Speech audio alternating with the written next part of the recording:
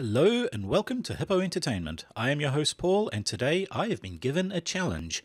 The challenge is create the Diablo III Necromancer in Pathfinder. So join with me and see if I actually manage to succeed it.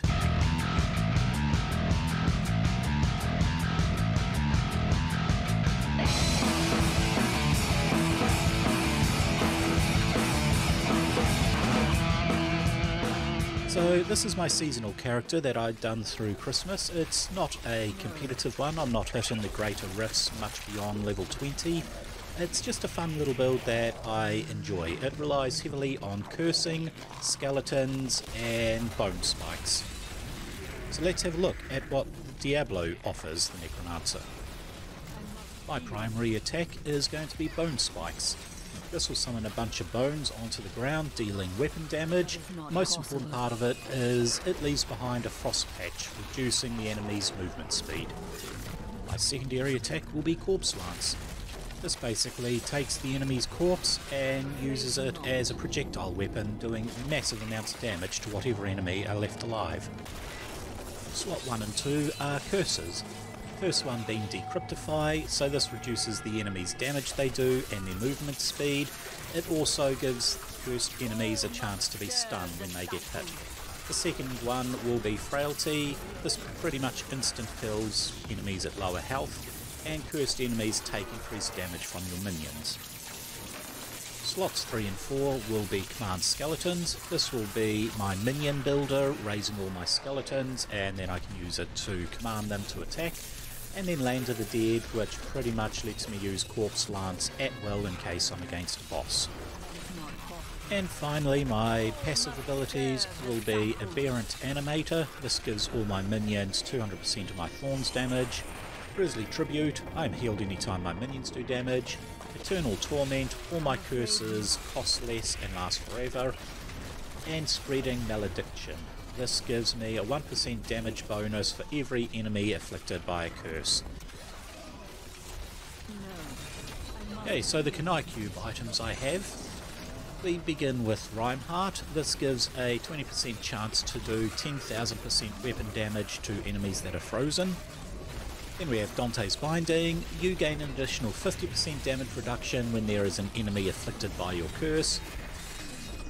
Crispin Sentence. You deal 100% increased damage to slowed enemies, and triple this bonus against enemies affected by any other kind of motion impairing effect. And then Duvo Energies Trap. This increases the stun duration by 25%. So this ties into our primary attack, which does massive amounts of frost damage in an AoE. Effectively, I am freezing the enemies, and with that I get a 20% chance to do 10,000 points of damage. I also do 300% damage against them with the Crispin Sentence. I take reduced damage from the binding, and any stun effects, which most of my things will also provide stun damage, pretty much lasts an extra 25%, once again triggering Crispin Sentence. That is not possible. So as we all know, Diablo is based primarily on equipment. So the equipment, it's not high tier equipment. I've only got one set bonus operational. It's just fun equipment. So the first thing, the jewelry I have, we have the Ring of Broken Promises. This just helps me build up my critical damage, as well as I get an extra bonus after killing an elite. For the amulet, I have the Squirt's Necklace. This basically gives me a massive damage bonus while I am not taking damage. However, when I do take damage for the first time, I take quite a bit of extra damage. The gem slot also increases the healing I receive. I then have the Convention of Elements. This basically does increased damage depending on what type of damage I'm doing. So with the Necromancer, the base ones that you cycle through will be cold and poison. And I'm a bit greedy, so I took Boon of the Hoarder, which just gives me a huge chance of exploding gold when I kill an enemy. For my set bonus, I'm using the Bones of Rathmar. This basically means every time my minions hit, I have a chance to reduce the Army of the Dead by 1 second. It just lets me use Army of the Dead a lot quicker, and it also lets me use my channeling ability, which is Corpse Lance, a lot more. Okay, the 4 set bonus I have is I just gain 1% damage reduction for 15 seconds each time a minion deals damage. Well, most of my minions will be doing lots of damage, so, you know, I've got a heavy damage reduction. My sword, I have a 2-handed sword, which effectively summons a skeleton. Once I have 5 skeletons, they all charge in, doing massive amounts of damage. Plus, it gives me a huge critical bonus. And then my braces is a 5% chance to spawn a Nephilim glory globe when I blind an enemy. It's not really that good, it's just the best I've found. Like I said, I haven't been playing too long, possibly about 10 hours. My gauntlets are going to be cold skills, do 15% increased damage and have a 50% chance to freeze my enemies. So this just ties back in with the whole freezing damage. It is now build time. So to do this build we are going to have to use some variant rules. The rules we are using today are free archetype. This effectively lets you, every time you get a class feat, you get a second class feat. So that's every even level, starting at level 2. However, the free archetype class feats can obviously only be used on archetype feats. So this will let us cross-class as well as get a couple of archetypes, which will help build our character to what we effectively want. The second rule we are using is Ancestral Paragon. So what this does, instead of 5th level, 9th level, 13th and 17th level you get one ancestry feat, you effectively get them at 3rd, 5th, 7th, 9th and so on, effectively every odd level. Also, you can choose 2 ancestry feats at level 1. For our race we are going to be a human. That is what all the classes or all the races are in Diablo, so that's what we're going to stick with. This gives us a hit points of 8, a size of medium, a speed of 25 feet. We are going to choose intelligence and charisma as our primary stat increases. We are going to have the traits human and humanoid. We are going to have common and 1 plus intelligence modifier languages. And we are going to choose for our heritage Dustwalker. This will give us the Dustwalker trait to human and humanoid, as well as give us low light vision. For our 2 feats we are going to choose Ghost Hunter. This will let our weapons become magical when they strike at corporeal creatures, and if they are already magical then they get the Ghost Touch rune for free. We are then going to choose General Training. So this lets us choose 1 first level general feat. We can select this feat later on, so we will be choosing this as one of the last options. Our background is going to be Whispering Way Scion. This is from the Lost Omens World Guide. We are going to be getting intelligence and charisma from this. Our skills will be religious and undead lore, and our feat will be Student of the Canon.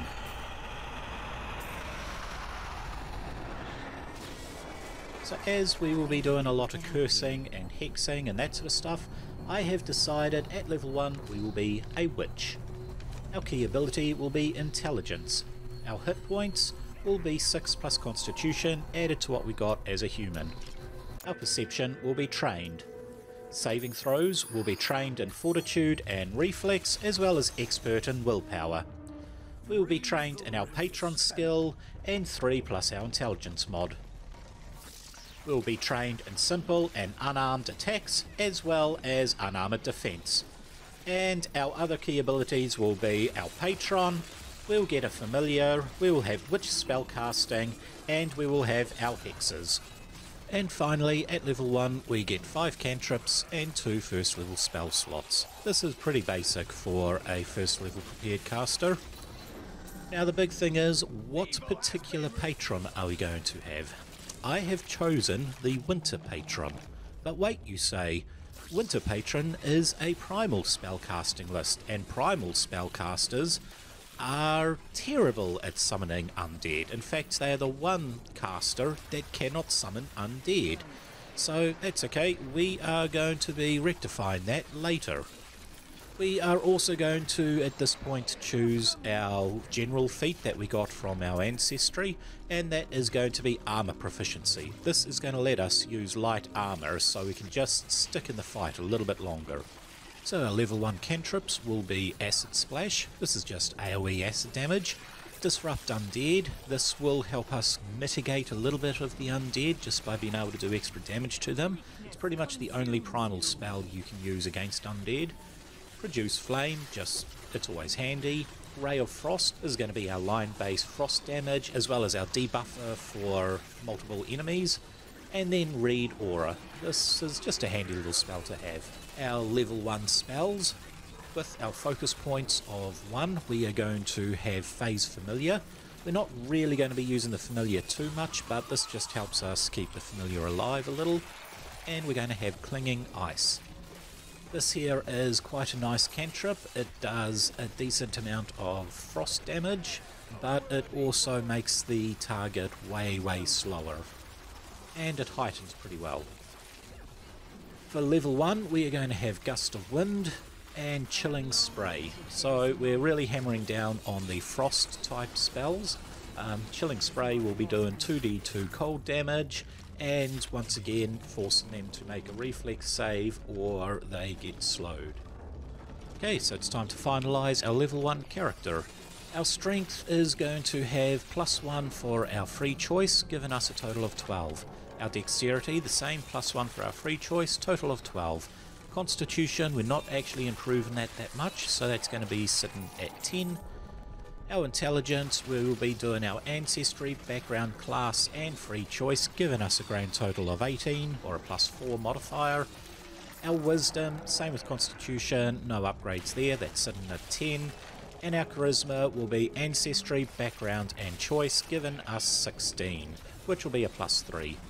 The languages will be Common, Necral, Goblin, Palat, Varasan and Orcish.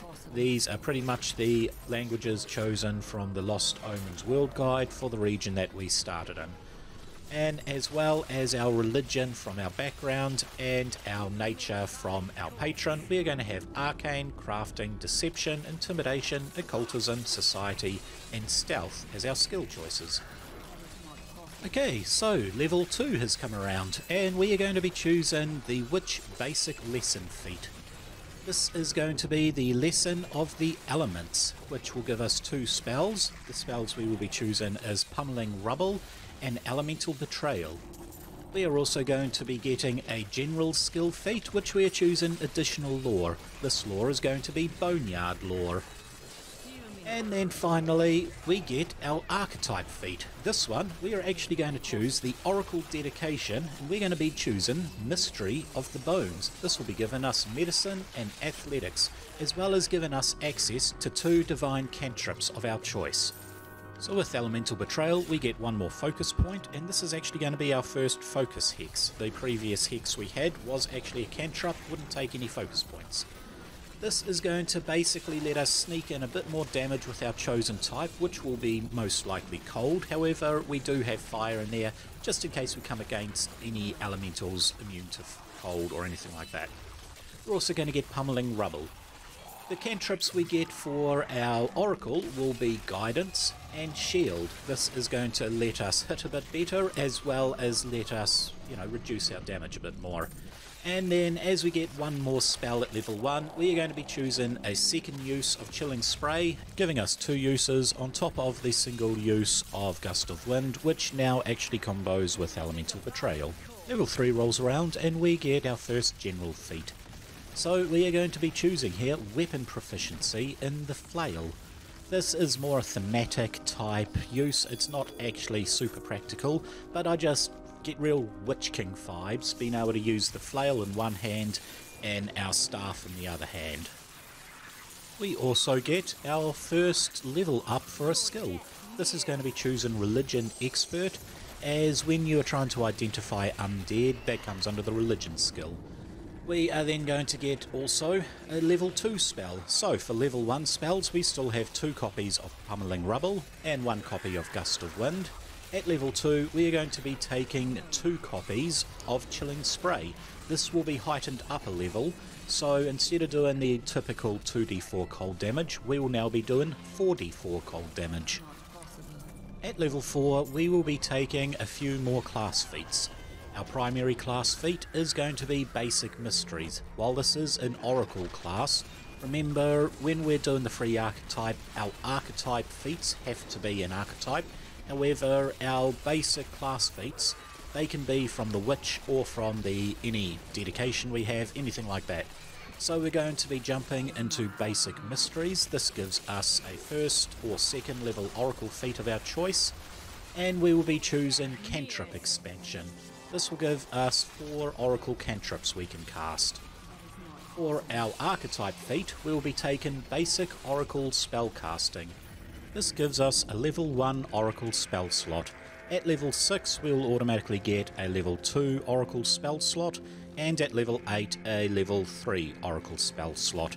Remember, Oracles are spontaneous casters, so when we get signature spells we can actually heighten a level 1 spell right up to level 3 automatically. And for our skill feat we will be choosing Quick Identification. This just lets us identify in the field the same way as right clicking in our inventory in the game and being able to identify legendary gear.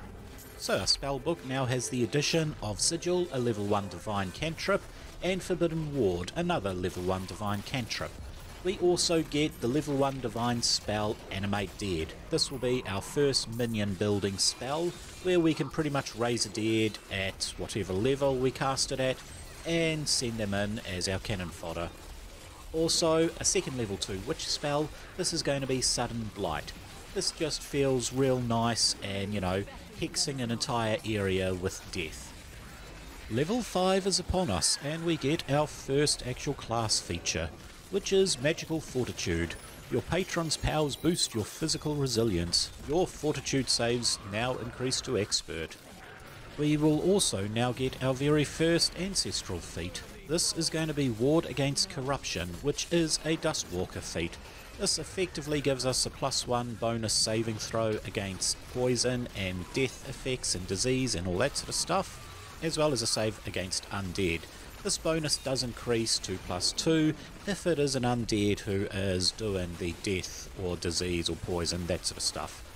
We're then going to be getting our first level 3 spell, which will be Stinking Cloud. This is very, very similar to Sudden Blight, however Sudden Blight does negative energy damage. Stinking Cloud, while acting the same, it just makes everyone sickened in the zone. It is still, however, a real good AoE. Sickness is a very, very good debuff, and being able to do this on a large amount of people all at once kind of fits the whole hexing, cursing, that sort of vibe that you get from the character. And now our first ability score increase will be increasing our strength to put it up to 14, our dexterity to also put it up to 14, our intelligence, which will be going up to 19, and our charisma, which will be going up to 18. We will also increase our occultism training to expert.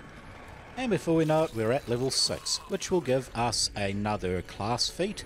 For this we're going back to the Witch, and we're getting the Greater Lesson, which will be the Lesson of Snow. We are then going to get a skill feat. This is going to give us Recognize Spell, just the ability to allow us to know what enemies are casting. And an archetype feat. We are not going back to the Oracle just yet. What we are going to be doing is moving to a new archetype. This will be the Ritualist Dedication. Now the reason we are doing this is because we are going to be able to choose a couple of rituals to cast, and the first ritual is Create Undead. This particular ritual will actually let us, in our off time, basically create ourselves a bunch of minion undeads that we can start playing with. At the most, I believe we can do 4 minions following us around, but this will give us 4 minions that we can command in battle, and if one of them dies, we can use our Oracle spell to just create another one, albeit temporarily, whereas the Create Undead ritual will give them to us permanently. But in the middle of combat, that's going to be pretty handy, and we can easily, in downtime, we can create another undead just to replace the ones that have fallen. They're undead. They're pretty easy to come by. Now you may also notice there is actually a question mark under that. That is because we gain 2 particular rituals when we take this feat, and we get another ritual at level 8 and 4 levels after, so level 12, level 16 and level 20. At the moment there aren't any particular rituals I've decided on, however once we hit level 8 there are going to be 2 rituals I want, so I'm just leaving this a little empty. So our spells at level 6, our Greater Lesson is going to be giving us Personal Blizzard and Wall of Wind. We're also going to get a 3rd level 3 slot, so we're going to be taking Cup of Dust. It's a real nice thematic sort of hex that'll just make people really thirsty. And finally, our Oracle spellcasting, we'll get a level 2 spell slot, and this is going to be Death Kneel.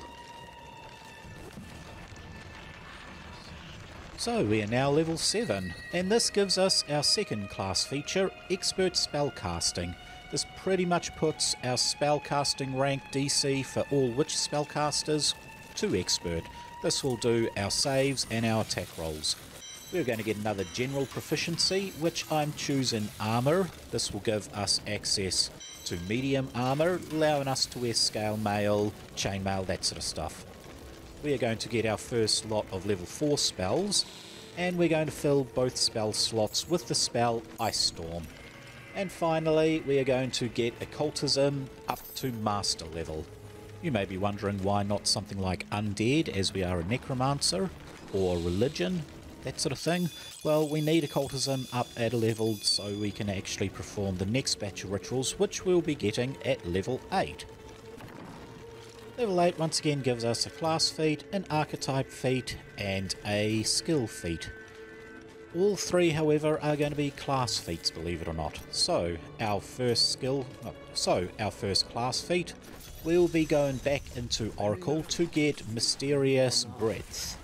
This here will let us increase our increase the spell slots. Okay, so this here will let us get an extra spell slot. At the moment it is considered level 1. Until we can start casting level 4 Oracle spells, we'll be limited to just one level 1 spell.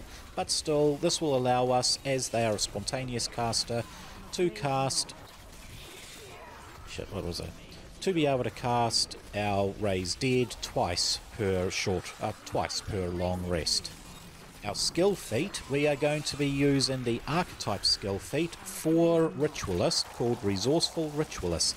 This is actually a skill, which means we can choose it in lieu of a skill feat. So this allows us, let's see, you can cast difficult rituals that might otherwise be just beyond your skill. You can attempt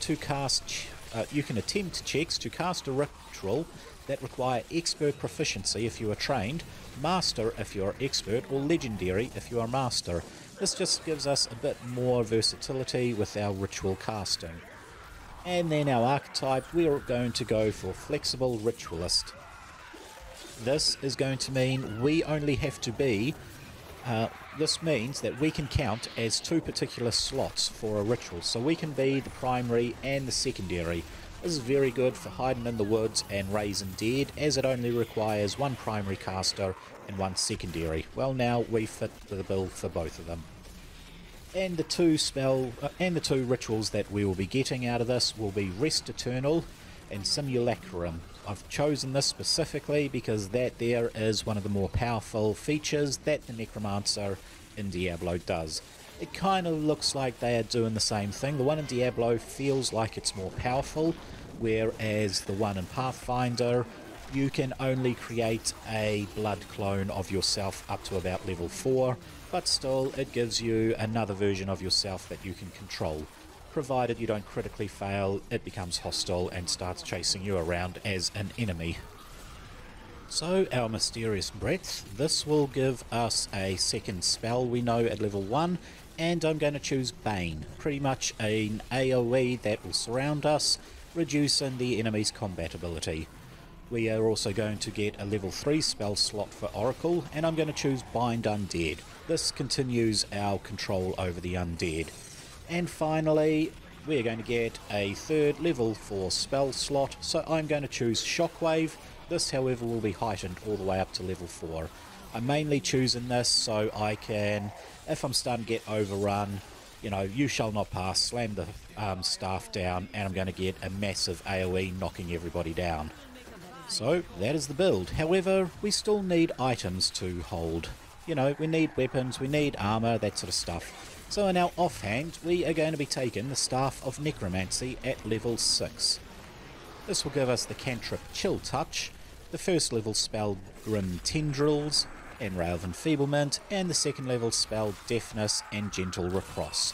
I would highly recommend dropping one of your 4th level spell slots, which will all up give you 8 spell slots to add in. This is going to let you cast something like Gentle Recross up to 4 times, as this is a level 2 spell, or you get Ray of Enfeeblement 8 times per day. You're also going to need to wear something, so I would highly recommend a +1 cold resistant scale mail. This is why we have chosen to get the general feat of armor training twice, so we can be nice and heavily armored in armor that will protect us from the cold. And finally, our main hand, we have chosen to go with maces, so we're going to get a +1 striking frost mace. This will do an extra 1d6 of frost damage, plus it will do 2 dice worth of actual normal damage being a striking. It'll hit on a +1. And don't forget, because of our Dustwalker first level ability, it's actually going to count as a magic weapon, therefore it counts as having the Ghost Touch property rune.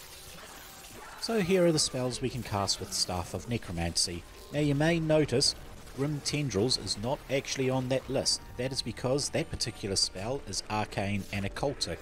Well, we are a divine and a primal spellcaster, so we can only cast spells from the staff that fit into the divine and the primal spell list. That is Chill Touch, Ray of Enfeeblement, Deafness and Gentle Riposte. So yeah, we do lose one of the spells, but it doesn't really matter. This will give us, like I said, 8 casts of Ray of Enfeeblement. That is pretty impressive. Plus, we always can use Chill Touch in, you know, twice. I mean, I know it's a cantrip, it doesn't matter, but hey, it counts. So that is the actual build. I hope you guys like it. It is pretty much going down on a minion type build. We are going to be able to cast rituals that will summon all of the undead we need. If an undead person, well, if one of our minions dies in combat, we can quickly cast a spell to bring forth another undead. We have the ability to do this twice. Our staff will let us use Ray of Enfeeblement to weaken enemies. Most of our cold damage spells or our AoE spells are going to be doing lots and lots of AoE debuffs onto the enemy, so you know, slowing them down, making them prone, making them sick, all that sort of stuff. It pretty much feels like a hexing, cursing type character that stays in the background relying on undead. However, you get too close, I do still have a mace and heavy armor, I can actually beat you in melee combat. I prefer to leave it up to the undead minions, but you know, sometimes you just have to get your hands dirty. So I really hope you guys liked that particular build. I had fun making it. I'm going to see if I can go along and create the other classes in Diablo 3 and just see, you know, how will it play, how will they work, all that sort of stuff. But if you like this, I'd be really grateful if you guys could give a like and a share. Leave a comment. I try and reply to every comment I get on it. You know, tell other people about the channel and visit us on our Patreon page if you want to help support us. Everything you donate, even if you want it to be $1 a month, that just helps keep the channel alive and helps me build more content like this. So thank you very much and farewell. We will be catching you guys in a later video. If you like this video, then please like, share and leave a comment. If you have another topic you'd like me to cover, write that down in the comments and I'll look into that for you.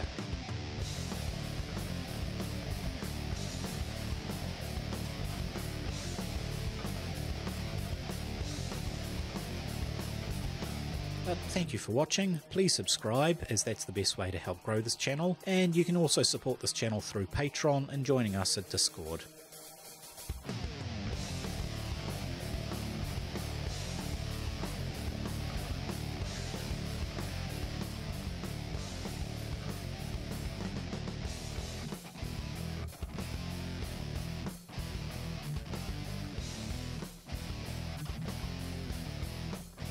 So, thank you very much, and farewell.